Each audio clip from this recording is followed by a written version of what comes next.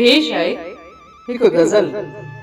उनवान आहे बाहि जा वारिस। इन जा कवि आहिनि एम कमल। आवाज़ ॾिनो आहे माया वसंदाणी इंडलठ।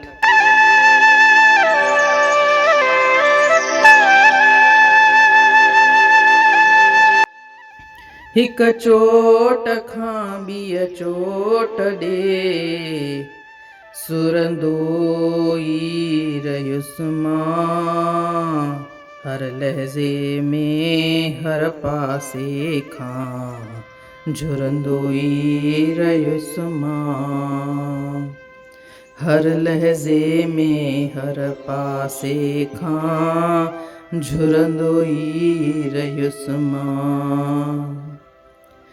ख़ुदि पाण सॾे सिक सां, ख़ुदि पाण सॾे सिक सां प्यारियुई थिए ॿियनि खे, मूं ॾे तो निहारियो बि न, मूं ॾे तो निहारियो बि न, घुरंदोई रहियुसि मां, घुरंदोई रहियुसि मां।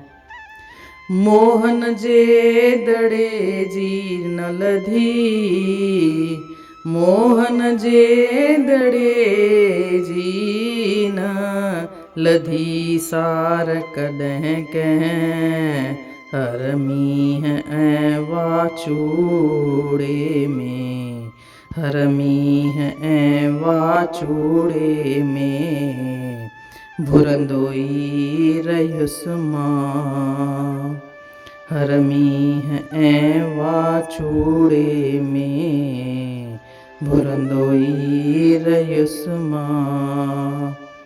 मूं ज़ख़्म खे वेदन ऐं ज़राहनि मां सरियो छा,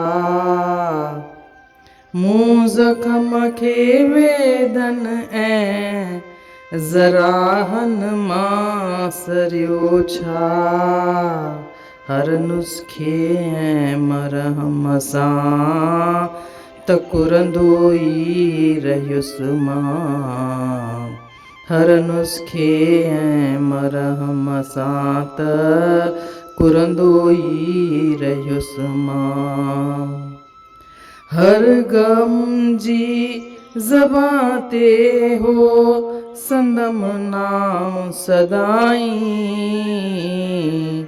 हर गम जी ज़बां ते हो संदम नाम सदाईं, राहत जी मगरजीअ में, राहत जी मगरजीअ में हुरंदोई रहियुसि मां, राहत जी मगरजीअ में हुरंदोई रहियुसि मां।